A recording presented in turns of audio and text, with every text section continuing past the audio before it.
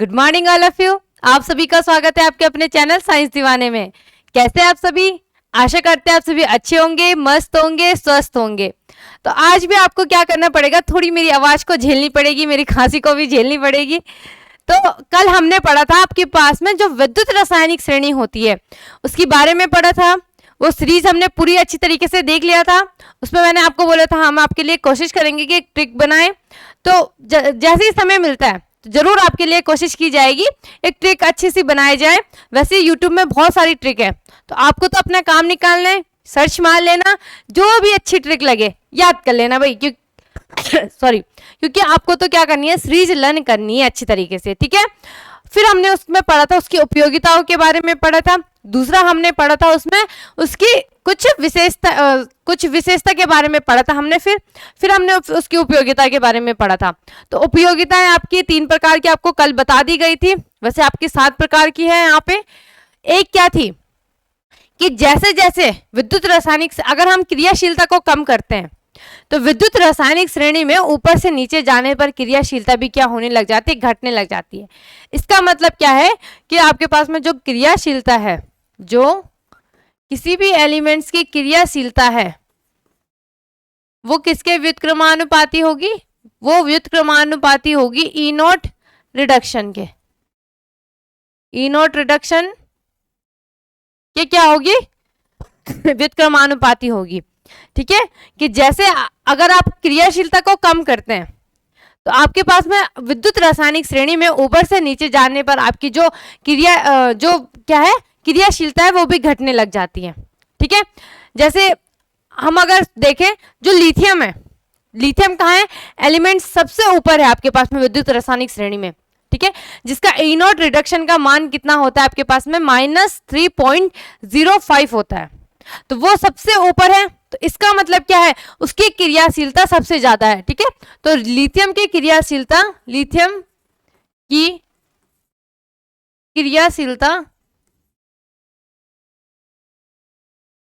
सबसे अधिक है। और जो आपके पास में Au होता है, गोल्ड होता है, वो विद्युत रासायनिक श्रेणी में सबसे नीचे होता है। सबसे नीचे क्या होता है आपके पास में? गोल्ड। उसके बाद में क्या होता है? प्लेटिनम होता है। उससे पहले फिर क्या होता है आपके पास में? सिल्वर। इसका मतलब क्या है कि सबसे कम क्रियाशीलता कौन है? क्रियाशील कौन धातु है? कौन सी आपके पास में? गोल्ड है, ठीक है। कौन सी आपके पास में? Au, gold. जैसे आपने लोहे को, ये तो मैंने आपको एग्जांपल कल बता दिया था ना, कि अगर हम एक लोहा लेते हैं, आयरन लेते हैं, उसको अगर हम ऐसे ही छोड़ देंगे, वायु के संपर्क में बाहर छोड़ देंगे उसे, तो अगर आप देखोगे तो उसमें 2-3 हफ्तों में ही क्या हो जाएगा? जंग लग जाएगा। एक भूरे रंग की आपके उसमें पपड़ी जमने लग जाएगी, वो जंग होता है, ठीक है। 10th क्लास में आपने पढ़ा है। इसी तरीके से अगर आप गोल्ड को छोड़ोगे 1-2 महीने तक तो उसे कुछ नहीं होगा, क्योंकि उसकी क्रियाशीलता क्या है? कम है। और जो आयरन है, आयरन की क्या है? गोल्ड से ज्यादा है। क्लियर हुई बात? और अगर हम लिथियम को छोड़ते हैं तो उसकी क्रियाशीलता सबसे ज्यादा है। क्लियर हुई बात? तो दूसरा हमने उसमें पढ़ा था आपके पास में, दूसरा था उसका ऑक्सीकारक गुण। तो ऑक्सीकारक गुण क्या होता है आपके पास में? ऑक्सीकारक गुण क्या होता है? इसका समानुपाती होता है। ऑक्सीकारक गुण ई नॉट रिडक्शन के क्या होता है? समानुपाती होता है। क्लियर हुई बात? तीसरा हमने इसमें पढ़ा था आपके पास में, थर्ड पॉइंट था कि जो हाइड्रोजन से ऊपर के एलिमेंट्स है वो क्या कर सकते हैं? मतलब जो हाइड्रोजन से ऊपर के एलिमेंट्स है वो तनु, आपके पास में जो तनु अम्ल होते हैं हाइड्रोजन के, उनके साथ क्रिया करके आप वो हाइड्रोजन को मुक्त कर देते हैं। जैसे आपने पढ़ा होगा यहाँ पे एक था जिंक सल्फेट, जिंक की क्रिया करते थे हम H2SO4 के साथ में, और ये जिंक क्या कर देता था?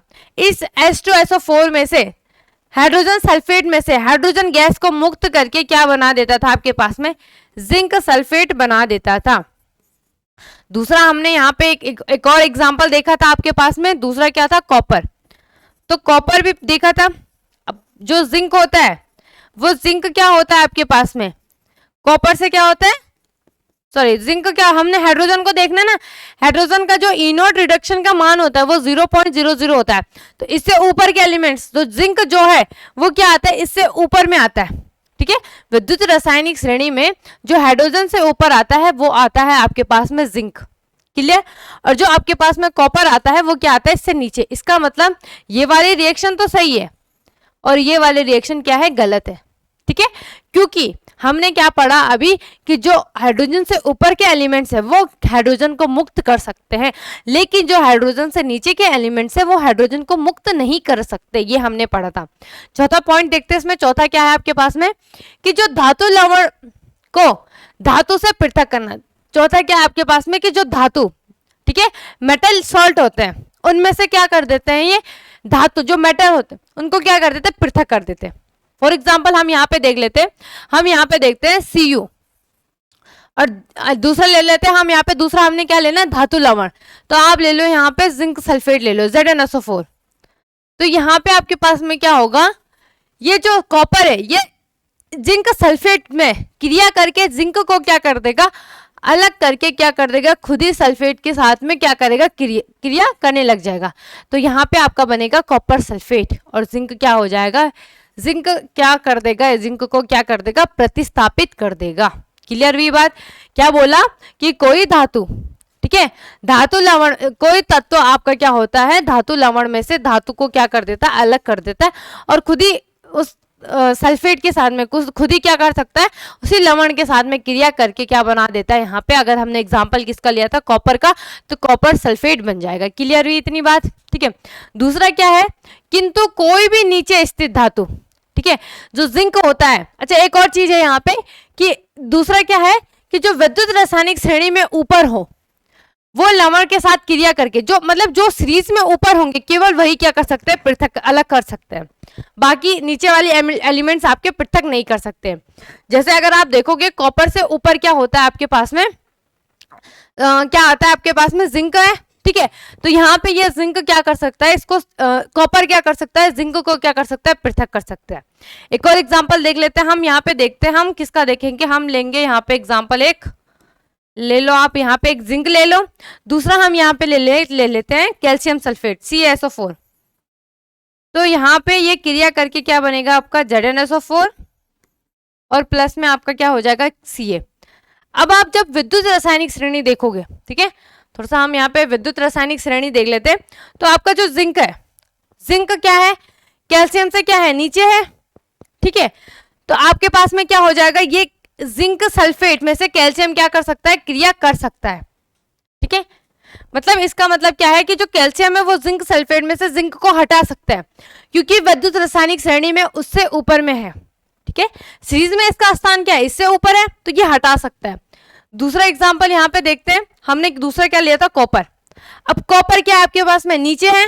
ठीक है, अगर आप यहाँ पे देखोगे, ठीक है, तो अगर आप यहाँ पे देखोगे तो कॉपर से हमने क्रिया कराई जिंक सल्फेट की, तो क्या बना यहाँ पे, कॉपर सल्फेट प्लस जिंक बना। ठीक है, इसी तरीके से जब हमने जिंक की क्रिया कराई कैल्शियम सल्फेट की, तो जिंक सल्फेट और क्या बना आपका, कैल्शियम अलग हो गया था। अब हम थोड़ा सा फिर से देख लेते हैं कि बोला क्या है यहाँ पे। ठीक है, अब आप बोलोगे जिंक है, जिंक क्या है आपके पास में, अगर हम जिंक को मिड में रखते हैं तो कॉपर क्या आता है, कॉपर तो जिंक से नीचे आता है और जो कैल्शियम है आपके पास में वो तो ऊपर है। अब यहाँ पे तो समझ में नहीं आ रहा, दिक्कत हो रही है, क्यों। अब अभी थोड़ा देखते हैं कि यहाँ पे बोला क्या गया है कि जो ऐसी धातु है जिनका स्थान विद्युत रासायनिक श्रेणी में ऊपर हो।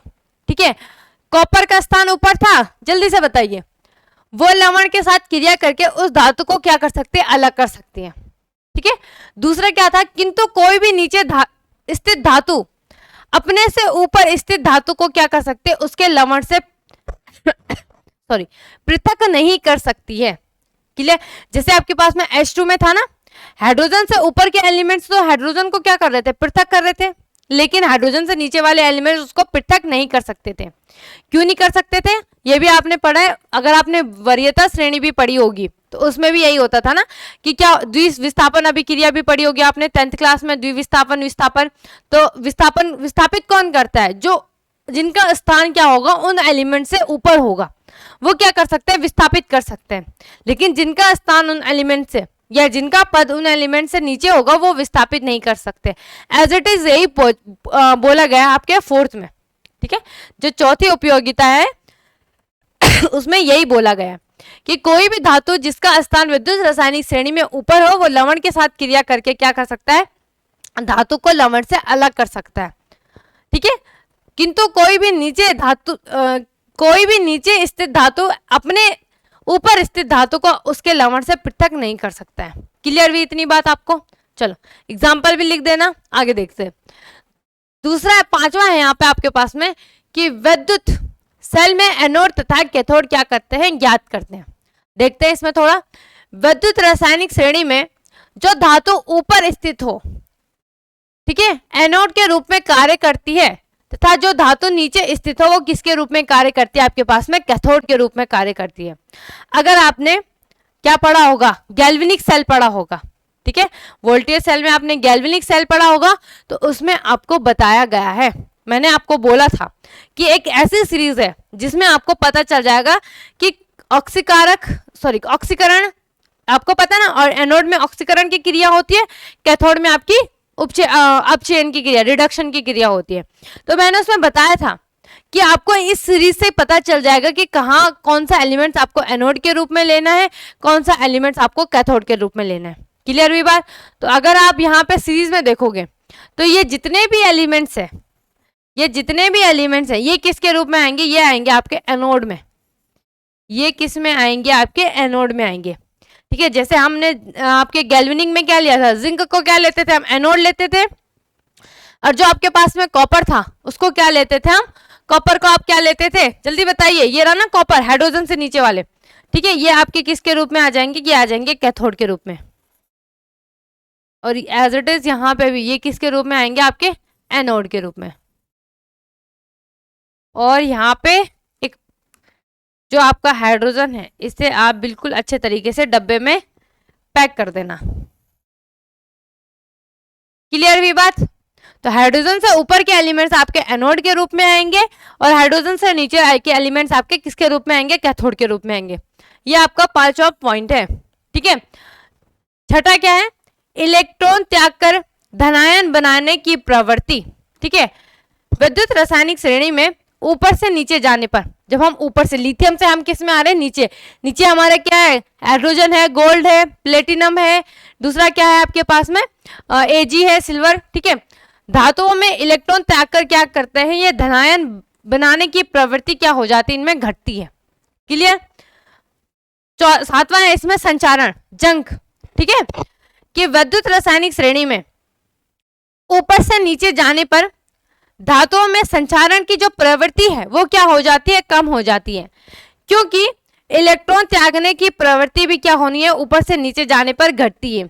या आप ऐसे समझ लो कि जिसकी क्रियाशीलता जितनी अधिक होगी वो वस्तु या वो एलिमेंट्स उतनी ज्यादा पहले क्या हो जाएगी, संचारित हो जाएगी। ठीक है, क्लियर हुई इतनी बात? याद रखना है आपको, क्या क्या याद रखना है कि ऊपर से नीचे आने पर क्या हो जाता है, यहाँ पे जो धनायन बनाने की प्रवृत्ति हो जाती है वो क्या होती है, घटती है। दूसरी चीज आपके पास में क्या है कि ऊपर से नीचे जाने पर संचारण की प्रवृत्ति भी कम होती है। तीसरा क्या है, इलेक्ट्रॉन त्यागने की प्रवृत्ति ऊपर से नीचे जाने पर घटती है। क्लियर हुई इतनी बात? ये सातों के सातों पॉइंट आपको अच्छे से याद रखने हैं।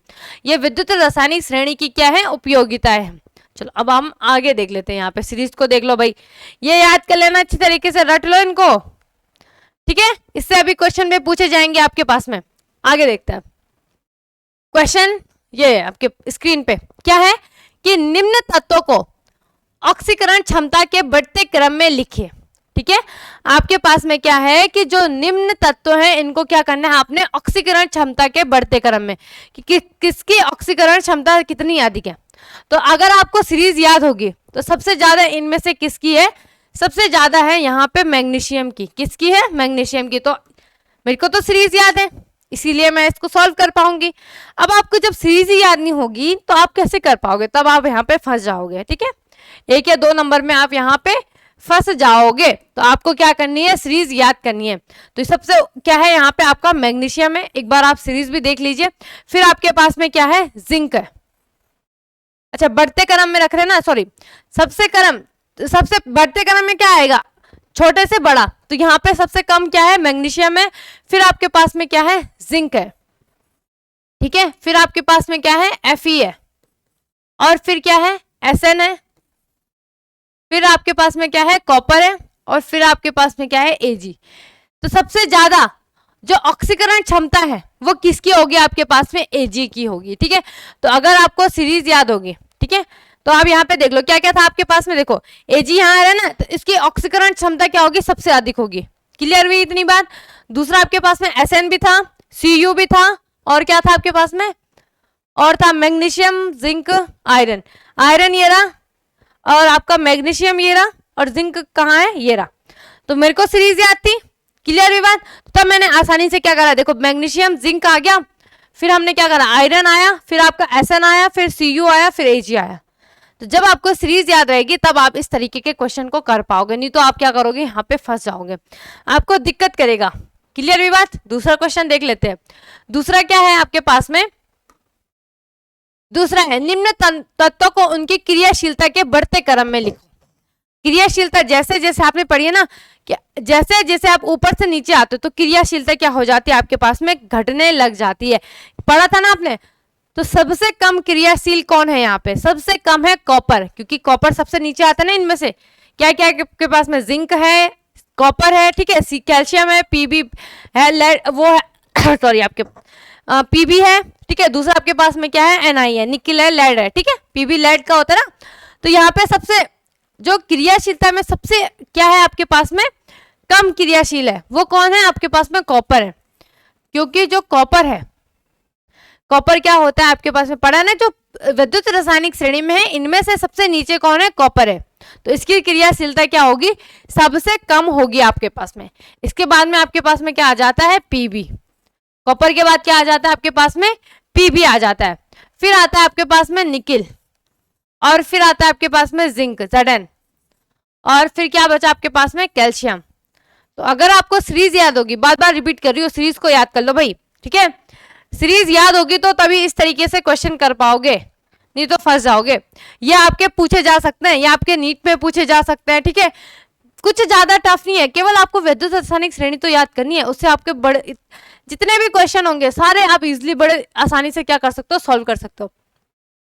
अब दूसरे यहाँ पे क्या है कि निम्न में कौन से, यहाँ पे क्या है, कौन, ठीक है, कौन से तत्व अम्लों से क्रिया करके H2 गैस को मुक्त कर सकते हैं। अब हमने ये पढ़ा है, किसमें पढ़ा है, उपयोगिता में पढ़ा है।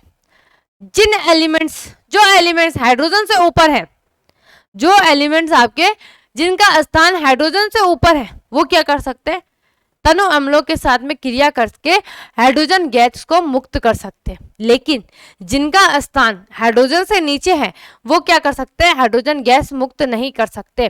तो यहाँ पे आपका आ जाएगा, देखो कौन कौन है, जो जिंक है, जिंक, और दूसरा आपके पास में क्या है, आयरन। ये क्या होते हैं, इनका स्थान हाइड्रोजन से ऊपर होता है, ऋणात्मक होते हैं ना ये। और जो आपके पास में Cu और Ag होते हैं, ये क्या होते हैं, पॉजिटिव होते हैं, ठीक है। कैथोड होते हैं ये आपके पास में। अभी फिलहाल आप एनोड और कैथोड छोड़ दो, अभी आपको विद्युत रासायनिक श्रेणी याद करनी है।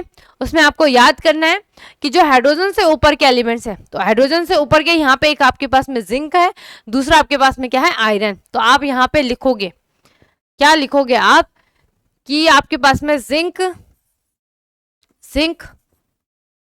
Zn तथा Fe, आयरन तत्व तनु अम्लों से क्रिया करके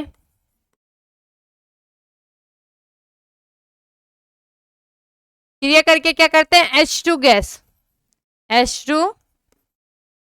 गैस को मुक्त कर सकते हैं।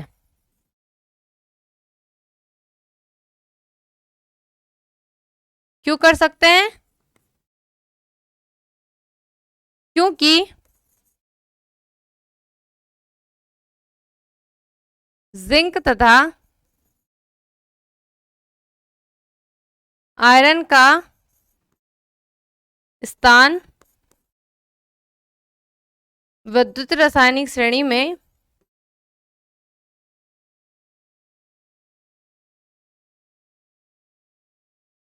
विद्युत रासायनिक श्रेणी में किससे ऊपर है?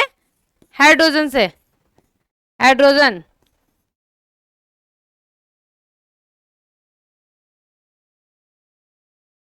हाइड्रोजन से का स्थान विद्युत रासायनिक श्रेणी में हाइड्रोजन से ऊपर है। बस आपने ये लिख दिया ना, आपको 2 नंबर आराम से मिल जाएंगे। कुछ नहीं है इसमें, क्या है, यही तो पूछा है कि कौन से ऐसे तत्व है आपके पास में जो क्या कर सकते हैं, अम्लों के साथ क्रिया करके हाइड्रोजन गैस को मुक्त कर सकते हैं। तो ऐसे कौन कर सकता है?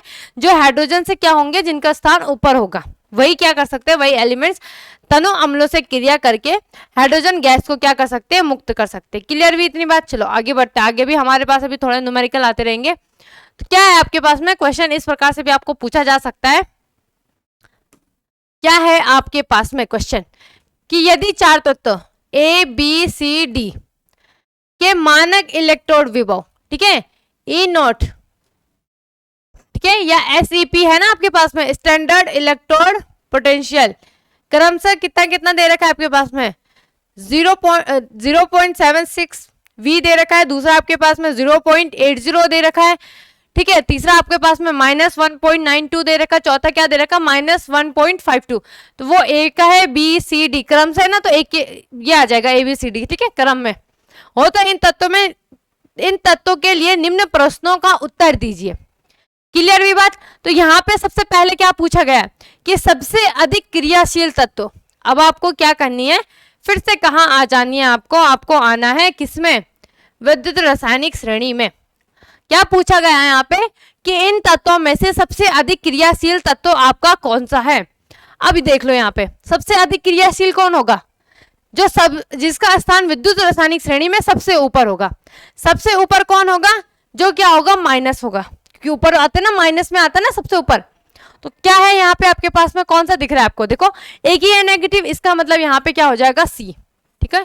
क्या लिखोगे, सबसे अधिक क्रियाशील तत्व क्या है, सी, और सी का मान भी सी की वैल्यू भी रख देना 1.92 वोल्ट। क्यों है ये, क्योंकि क्या है, लिख देना यहाँ पे, क्योंकि यहाँ पे, क्योंकि इस तत्व का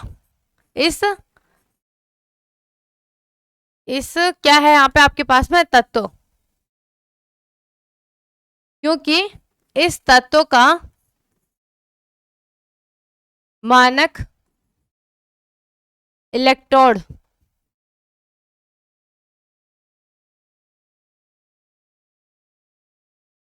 विभव, या आप इसे क्या लिख लो, ई नॉट रिडक्शन भी लिख लो, ठीक है।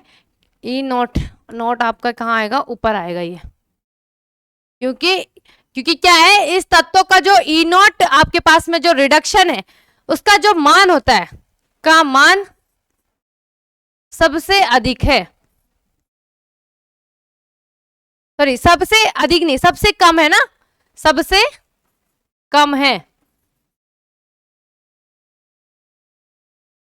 दूसरा आप क्या लिख लोगे, दूसरा आप क्या लिखोगे, क्योंकि इसका जो स्थान है वो विद्युत रासायनिक श्रेणी में सबसे ऊपर है। तो आपने पढ़ा है ऊपर से नीचे जाने में क्रियाशीलता कम होती है, ठीक है।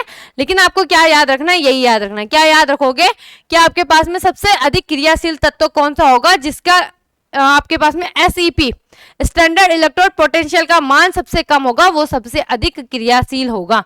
क्लियर हुई बात? दूसरा क्या पूछा गया है आपके पास में, यहाँ पे दूसरा पूछा गया है सबसे प्रबल ऑक्सीकारक।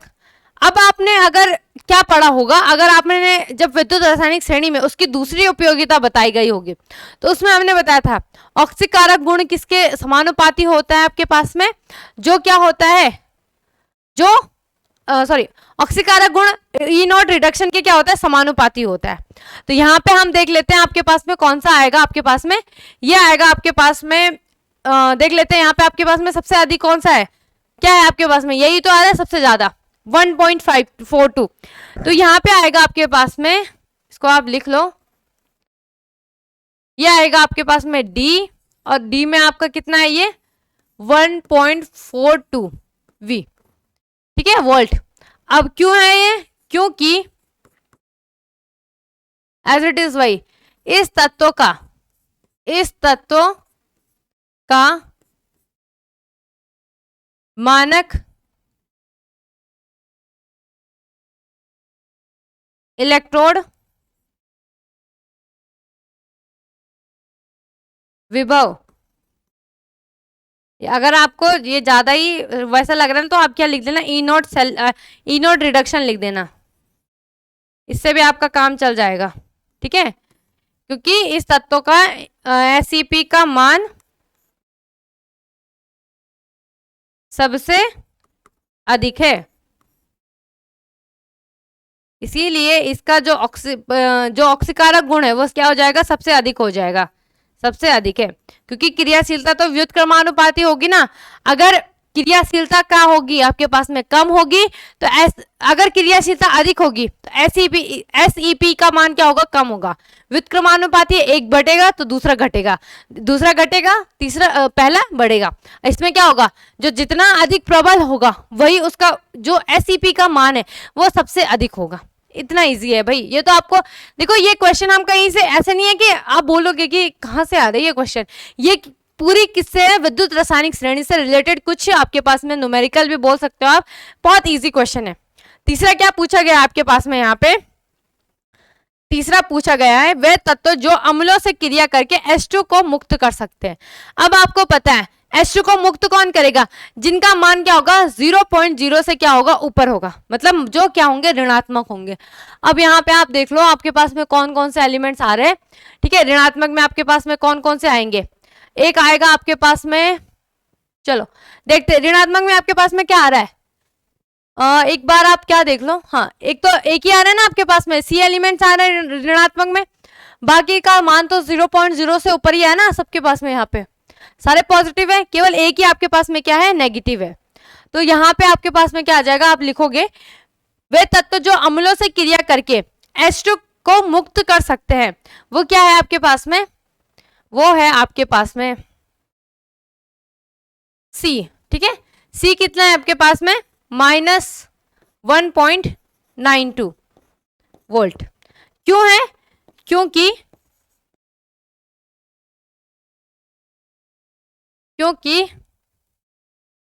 इस तत्व का जो एसईपी है, ठीक है, मानक इलेक्ट्रोड विभव का मान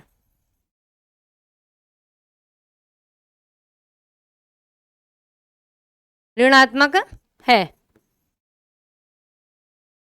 या आप दूसरा इसमें क्या लिख लेना, क्योंकि इस तत्व का स्थान हाइड्रोजन से क्या है, ऊपर है, इसीलिए यह क्या कर सकता है, तनु अम्लों के साथ में क्रिया करके हाइड्रोजन गैस को मुक्त कर सकता है। क्लियर हुई इतनी बात। चौथा देख लेते, चौथा क्या है आपके पास में, चौथा क्या बोल रहा है भाई, इन तत्वों को उस क्रम में लिखिए जिस क्रम में मानक इलेक्ट्रोड विभव के मान में है, ठीक है। अब मानक इलेक्ट्रोड विभव के मान, तो सबसे ऊपर कौन सा आता है आपके पास में, माइनस का आता है, तो माइनस में सबसे पहले कौन आएगा, सी आएगा, ठीक है। फिर उसके बाद में आपके पास में क्या आएगा, पॉजिटिव प्लस है, प्लस का क्या है 0 पॉइंट, मतलब ए आएगा ना, उसके बाद में ये आएगा आपके पास में ए, फिर क्या आएगा आपके पास में, फिर आएगा बी, फिर आ जाएगा आपके पास में डी। क्लियर हुई बात, यही तो आएगा, यही तो है। सबसे पहले ऋणात्मक आता है, ठीक है, ऋणात्मक, फिर आपके पास में 0 आता है, फिर उसके बाद में बढ़ते हुए क्रम में। क्लियर हुई बात। तो इतना इजी है ये आपको, अगर एग्जामिनर ज्यादा ही अच्छा होगा, ज्यादा ही प्रसन्न होगा आपसे, तो 5 नंबर में पूछ लेगा, ठीक है। बाकी सीरीज से तो कुछ ना कुछ क्वेश्चन आपके पास में जरूर आएंगे, ठीक है। अगर आपके बोर्ड में नहीं आए तो आपके कंपटीशन में आपको जरूर पूछे जाएंगे। इंपॉर्टेंट है भाई, सीरीज याद कर लेना। देख रहे हो ना आप सीरीज से किस तरीके से क्वेश्चन पूछे जा रहे हैं, ठीक है।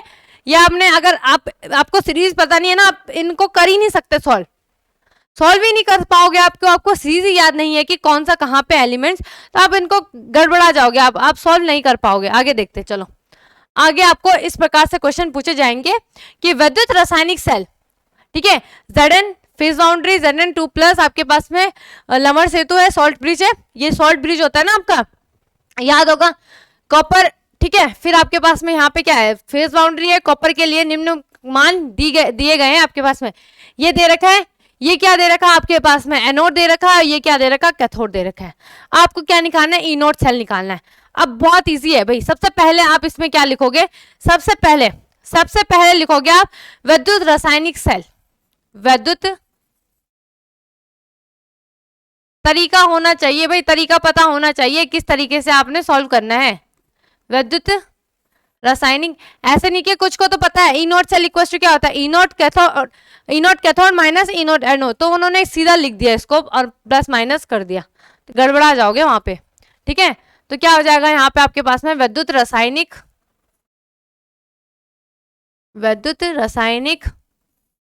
सेल, तो क्या है आपके पास में, क्या हो जाएगा, लिख दो आप, यही है ना आपके पास में विद्युत रासायनिक सेल, तो एज इट इज लिख लो इसको, 2+ सॉल्ट ब्रिज Cu2+, और ये क्या आ जाएगा Cu। अब आपको पता है ई नोट सेल में जब आप वैल्यू निकालोगे तो सबसे पहले आपका जो एनोड है उसको आपने किस रूप में लिखना है, अपचयित रूप में, पता है ना आपको, अपचयित रूप में। तो आपका यहाँ पे एनोड का मान कितना दे रखा है आपके पास में, पॉजिटिव है। ठीक है, ऑक्सीकरण मतलब ऑक्सीडेशन में क्या है, पॉजिटिव है, रिडक्शन निकालोगे तो क्या आ जाएगा, माइनस। ये आपने सारा पढ़ा है भाई, जिसने नहीं पढ़ा है एक बार वीडियो जाके देख लेना, तभी समझ में आ जाएगा, नहीं तो यहाँ पे मैंने चलो इतना तो बता दिया मैंने आपको। ठीक है, तो इससे थोड़ा बहुत आपको ये तो समझ में आ जाएगा कि प्लस से माइनस करना है, प्लस से माइनस करना है, माइनस माइनस होगा तो प्लस हो जाएगा। क्लियर हुआ, मतलब उनका जो साइन है वो चेंज करना है। लेकिन मैंने पिछली जो क्लासेस है उसमें आपको अच्छे से बता रखा है कि क्यों हो रहा है, क्या हो रहा है, किस तरीके से आपका चेंज हो रहा है यहाँ पे। क्लियर हुई बात। तो सबसे पहले आप लिखोगे यहाँ पे जो जो आपको गिवन है, गिवन क्या है आपके पास में, ई नोट Zn2+, ये आपका किस में है, ये आपका किस में, ऑक्सीडेशन में। तो ऑक्सीडेशन में, ठीक है, तो किस में, दूसरा आप इसको भी लिख दो, इसको आप किस में चेंज करोगे, रिडक्शन में चेंज करोगे, रिडक्शन में चेंज करोगे, इसका मतलब क्या आ जाएगा, यहाँ पे आपका माइनस आ जाएगा। ठीक है, ये लिख दिया, जो जो आपको गिवन है सबसे पहले वो आपने क्या कर देना है, लिख देना है। ठीक है, अब आपने यहाँ पे लिखना है, लिखोगे आप, ये लिखोगे ई नोट Zn2+ को क्या है, ई नोट, ये आपका क्या है, Zn2+ ऑक्सीडेशन, ऑक्सीकरण,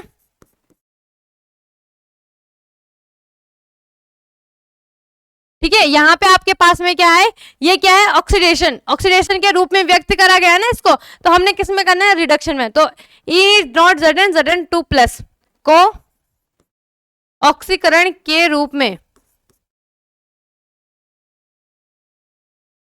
व्यक्त किया गया है। तब आप क्या लिखोगे, अब आप लिखोगे ई नॉट Zn। अब ऐसे आप रिडक्शन के रूप में चेंज करोगे तब आपका क्या आ जाएगा, यहाँ पे टू, ये यहाँ है ना, इसका यहाँ चेंज हो जाती, मतलब जैसे आपने देखा होगा ये हो गया, तो जो Zn2+ है ये एनोड कब बनता है, जब ये 2 इलेक्ट्रॉन त्यागता है। इसमें ऑक्सीकरण की क्रिया कैसे होती है, ऑक्सीकरण में आपका क्या होता है, 2 इलेक्ट्रॉन त्यागने की क्रिया, 2 नहीं मतलब इलेक्ट्रॉन त्यागने की क्रिया में आपका ऑक्सीडेशन होता है Zn में। इसी प्रकार से हम इसे क्या लिखते थे फिर, Zn, और ये क्या आ जाएगा आपके पास में Zn2+। तो ये ऑक्सीडेशन में, रिडक्शन में किससे कैसे आएगा, Zn2+, और यहाँ पे आपका क्या आ जाएगा, फेज बाउंड्री, और ये क्या आ जाएगा, Zn। तो इसी प्रकार से आप क्या लिखोगे, ई नोट सेल में भी इसी प्रकार से आप क्या करोगे, इसको लिखोगे। ठीक है, अब आप इसको क्या लिखोगे, ई नोट, या आप यहां पे लिख देना, आप लिख देना यहां पे अपचयन विभव। ठीक है, अपचयन विभव के रूप में, अब यहाँ पे अपचयन विभव के रूप में किस प्रकार से आएगा, ई नोट, और यहाँ पे आपका क्या आ जाएगा, पहले Zn+2 आ जाएगा, फिर आपके पास में एक क्या आ जाएगी, फेज बाउंड्री, और ये क्या आ जाएगा, Zn। अब इसका मान क्या था, ऑक्सीडेशन में प्लस में था, तो यहाँ पे रिडक्शन में किस में आ जाएगा, माइनस में आ जाएगा। बस इतना ही करना है। अब आपको पता है फॉर्मूला, फॉर्मूला क्या पता है आपको, E nought cell equal to क्या होता है आपके पास में, E nought cathode minus E nought anode. अब तो आपने अच्छे तरीके से क्या कर लिया होगा, इसको रट लिया होगा, ठीक है। अब लिख दो कैथोड में क्या है 0.34 माइनस एनोड में क्या है, माइनस का है 0.76 वोल्ट, ठीक है। ऐड करोगे तो 0.34 माइनस माइनस क्या हो जाएंगे, प्लस हो जाएगा 0.76, और ये आएगा आपके पास में लगभग प्लस करने पर ये आ जाएगा आपके पास में 1.1, ठीक है। कितना आ जाएगा आपके पास में 1.1 वोल्ट।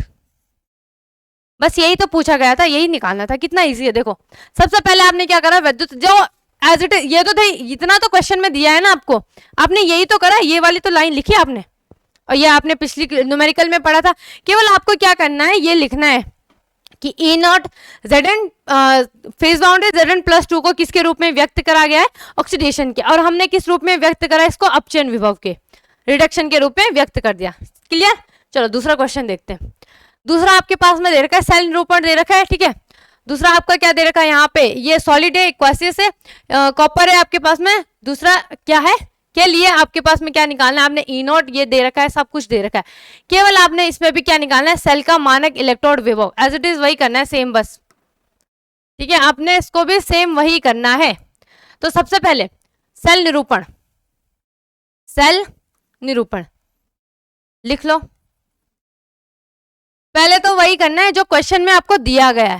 सेल निरूपण में आपके पास में क्या है, निकिल सॉलिड स्टेट में है, फेज बाउंड्री निकिल 2+ है, एक्वासियस है, AQ, फिर आपके पास में सॉल्ट ब्रिज Cu2+ Cu, ठीक है। ये AQ हो गया, ये क्या हो गया S, ठीक है।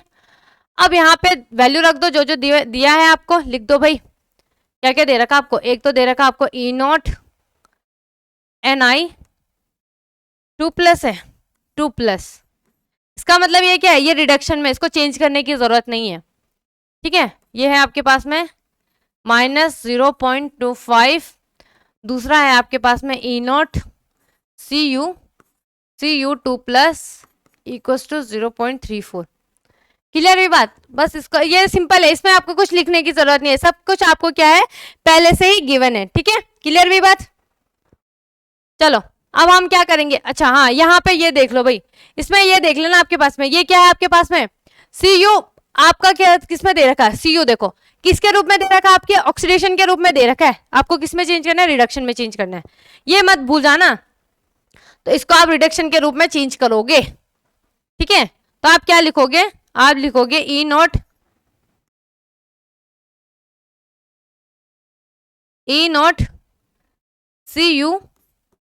Cu2+ को किसके रूप में व्यक्त करा गया आपको, ठीक है।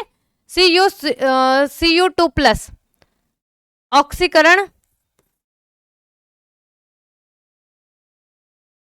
रूप में व्यक्त किया गया है। तो आप लिखोगे यहाँ पे अपचयन, एज इट इज वही है। उसमें क्या था आपके पास में, जो पिछला वाला क्वेश्चन था उसमें आपके पास में किसके रूप में दिया था, मतलब क्या दिया था, पहला वाला दिया था ना, जैसे उसमें आपके पास में जो एनोड था वो ऑक्सीडेशन में ही था। ये आपके पास में क्या दे रखा है, यहाँ पे तो आपके पास में क्या दे रखा है, रिडक्शन के रूप में दिया है, लेकिन आपके पास में जो ई नॉट सेल में है इसमें आपके पास में किस में दे दिया गया है, ऑक्सीडेशन के रूप में दे दिया गया है, ठीक है। तो अपचयन विभव के रूप में, तो ये आ जाएगा आपके पास में ई नॉट सेल, और यहाँ पे Cu2+, और ये आ जाएगा Cu, और इसका मान आपका कितना दे रखा है 0.34, और ये आपका किस में आ जाएगा, फिर ये आ जाएगा आपका यहाँ पे माइनस में, किस में आ जाएगा, ये आपके पास में 0.34 आपका किस में आ जाएगा, माइनस में आ जाएगा। क्लियर हुई इतनी बात, क्लियर हुई बात। यहाँ पे आपके पास में जहां तक मुझे लग रहा है क्वेश्चन में माइनस छूट गया है, ठीक है। तो आप यहाँ पे माइनस लगा देना, क्या आएगा यहाँ पे माइनस, तो तब आपका यहाँ पे क्या हो जाएगा, तब आएगा आपके यहाँ पे, देखो पहले से ही माइनस था ना, क्या था आपके पास में, पहले से माइनस था, और जब हमने इसे ऑक्सीडेशन रूप में था, ठीक है, क्या था आपके पास में यहाँ पे ऑक्सीडेशन रूप में था तो माइनस था, रिडक्शन में क्या हो जाएगा, एक और माइनस आएगा, तो ये माइनस क्या कर देगा, इस माइनस को क्या कर देगा प्लस, तो जब इसे रिडक्शन रूप में लिखेंगे तो ये क्या हो जाएगा हमारे पास में 0.34। क्लियर भी बात, बस इतना ही करना है। अब देखते हैं हम यहाँ पे, अब हमने क्या करना है, अब आपने लिखना है यहाँ पे E nought cell equal to आपका क्या हो जाएगा, E nought cathode minus E nought anode. बस इतना याद रखना है, सबको क्या करना है, रिडक्शन रूप में लिखना है, ठीक है। तो ई नॉट कैथोड क्या है आपके पास में, ये आ रखा है ना, ये आपके पास में 0.34 माइनस ई नॉट एनोड कितना था आपके पास में, माइनस का 0.25। तो जब आप इसको ऐड करोगे तो 0.34 प्लस का 0.25, तो ये आएगा 0.59। ज्यादा कुछ कैलकुलेशन है नहीं इसमें, ठीक है। यहाँ पे ई नॉट सेल लिख देना और इसको क्या कर देना, डब्बे में पैक कर देना, ठीक है। और अगर आपको लिखना होगा तो आप क्या लिख लेना, सेल का मानक इलेक्ट्रोड विभव इक्वल टू आपके पास में कितना आ रखा है, 0.59 वोल्ट आ रखा है। देखो कितना इजी है। अब आपको देखो अभी तक ये जो दो न्यूमेरिकल आए ना, ये इंपॉर्टेंट है, ये आपको एक मतलब 2 नंबर में पूछा जा सकता है, ठीक है। क्या करना है, बस पूरा क्या करना है आपको, बस इतना देखना है इस क्वेश्चन में कि ये ऑक्सीडेशन रूप में है या रिडक्शन रूप में है, अपचयन रूप में है या उपचयन में, ठीक है। मतलब ऑक्सीकरण में है तो किस में चेंज करोगे, अपचयन में।